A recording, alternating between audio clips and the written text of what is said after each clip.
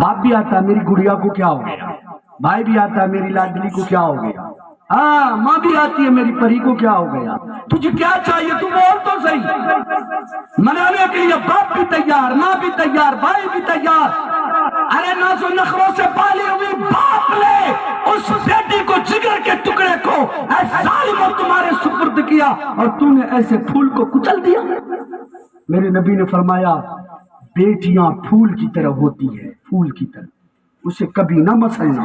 میں حدیث بیان کر رہا ہوں، میرے نبی نے کیا فرمایا؟ بیٹی پھول ہوتی ہے، اسے کبھی نہ مسلنا، اسے پیار سے رکھنا، محبت سے رکھنا۔ کیوں؟ اس لیے کہ محمد عربی بھی بیٹی والا تھا، محمد عربی بھی بیٹی والا ہے۔ اللہ نے 3 بیٹے دیے، عبداللہ، قاسم، ابراہیم، تینوں کو بچپن میں اٹھا لیا۔ ہمارے نبی کی نسل چلی بیٹیوں سے، میرے نبی بھی بیٹی والے، ہمارے نبی بھی بیٹیوں سے اتنی محبت کرتے۔ کسی کی بھی غزوات میں سفر میں جا رہے ہیں، پہلے مسجد جاتے ہیں، مسجد جانے کے بعد آخری ملاقات جو کرتے کسی سے تو اپنی بیٹی فاطمہ سے کرتے، بیٹی سے ملتے، پیشانی پر بوسہ دیتے اور اپنی بیٹی سے جدا ہو جاتے۔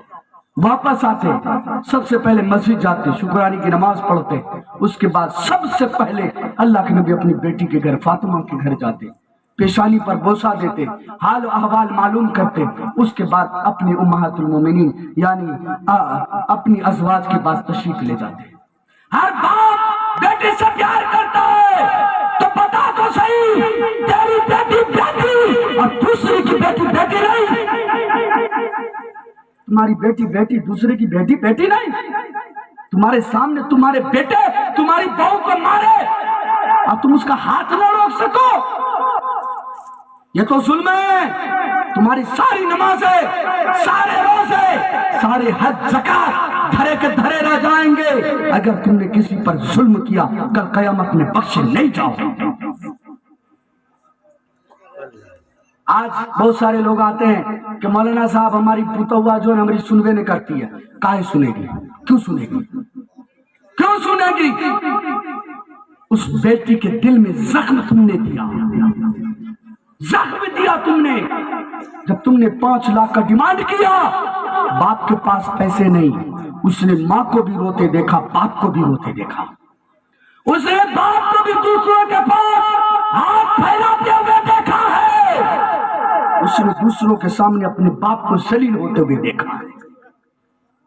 یہ ظالم قوم یہ بارات لے جائے گی فقیری شکل میں، مجھے نہیں معلوم یہاں کیا معاملہ ہے، لیکن اگر آپ لوگ اس بیماری میں مبتلا نہیں ہیں، اس پیغام کو وہاں تک پہنچا دو جو شریعت کو اپنے پیروں تلے رونق رہا ہے۔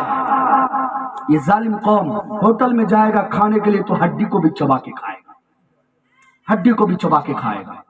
کسی غریب کے باپ بیٹی کے یہاں برات جائے گا تو پورے پلیٹ گوشت بھر کے لے گا، آدھا کھائے گا آدھا پھینکے گا، پھر یہ دلت نے کہے گا، یہ فقیر کہے گا کہ اچھا بنوے نے کیا۔ یہ باتیں کہنے والوں تجھے معلوم ہے اس باپ نے پوری زندگی کی کمائی سے یہ تمہارے لیے کھانے کا انتظام کیا ہے، اس باپ نے سود پر پیسے لے کر تمہارے لیے کھانے کا انتظام کیا، اس باپ نے مسجد میں چندہ لے کر کے تمہارے کھانے کا انتظام کیا، اس باپ نے اپنی زمین کو بیچ کر تمہارے کھانے کا انتظام کیا، اور تو یہ کہتا ہے کہ کھانا اچھا نہ بنا، کھانا اچھا نہ بنا۔ لوگ کہتا مولانا صاحب تعویذ دے دیجئے، بہو بات نہیں مانتی، بات کیوں سنے؟ کیوں سنے؟ اس کو آپ نے زخم دیا۔ جب آپ نے کہا میں 150 بارات لاؤں گا، جب آپ نے کہا کہ جوڑے میں 50,000 چاہیے، جب آپ نے کہا کہ موٹر سائیکل اور پلس پیسے بھی چاہیے، دوار خرچی بھی، اس نے اپنے باپ کو اور ماں کو راتوں رات جاگتے ہوئے دیکھا، اس نے دوسروں سے بھیک مانگتے ہوئے دیکھا۔ بتاؤ، جس نے ایک بیٹی کو دنیا میں سب سے زیادہ اگر کوئی پیارا ہوتا ہے نا، اس کا باپ ہوتا ہے۔ اس لیے لوگوں کبھی باپ کی گالی اپنی بیوی کو نہیں دینا، کبھی مت دینا۔ دنیا میں سب سے زیادہ عورت کے لیے اگر کوئی پیارا ہے تو اس بیٹی کو اپنے باپ سے پیار ہے۔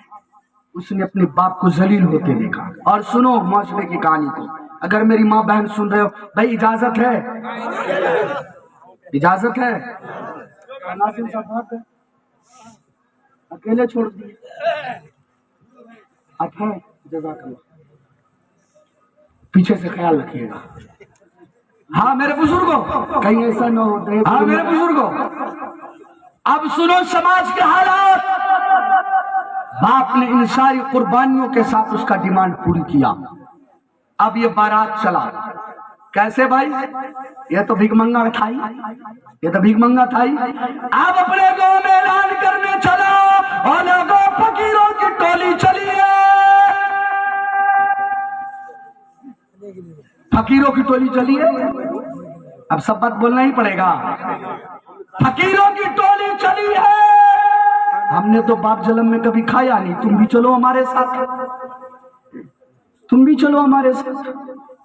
بتاؤ کوئی ماں کا لال کھڑا ہو کے کہہ دے کہ شریعت میں بارات ہے, کوئی کہہ دے. یہ تو غیروں کا رسم ہے, غیروں کے بیچ رہ کر کے ہم نے اسے اپنا لیا. ہاں بعض لوگ دیندار کہے گا کچھ, تم تو سب کچھ لے لیا. رہا کیا؟ ایک حرام چھوڑا تو دوسرا حرام کر لیا. رہا کیا؟ چلو اتنی بات پھیلانے کی ضرورت نہیں, اب معاشرے کی بات سنیں. باپ نے سارا انتظام کر دیا. سنو اب بیٹی, ایک بات یاد رکھو, ہم لوگ کبھی نکاح پڑھانے کے لیے بیٹی کے پاس جاتے ہیں نا, اگر مرد کو کہتے ہیں نا فوراً دستخط مارتا ہے, لیکن کسی بیٹی کو کہتے دستخط کرنا تو 1 منٹ کے لیے رک جاتی ہے, اس کی پوری ضمیر ہل جاتا ہے. کیوں؟ اس لیے ہلتا ہے کہ صرف دستخط کرنے کے بنا پر وہ گھر اس سے چھوٹنے والا ہے جہاں اس نے بچپن سے جوانی تک گزاری تھی.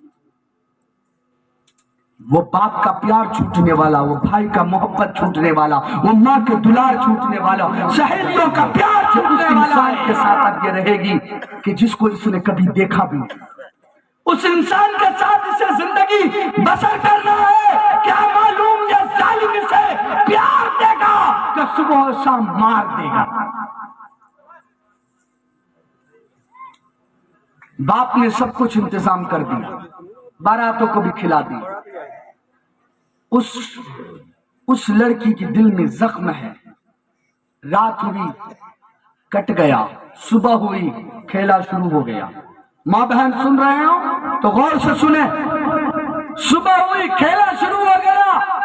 کھیلا کیا شروع ہوا؟ دیکھو ایک باپ کی پیاری لاڈلی بیٹی کو معاشرے میں ذلیل کیسے کیا جا رہا ہے.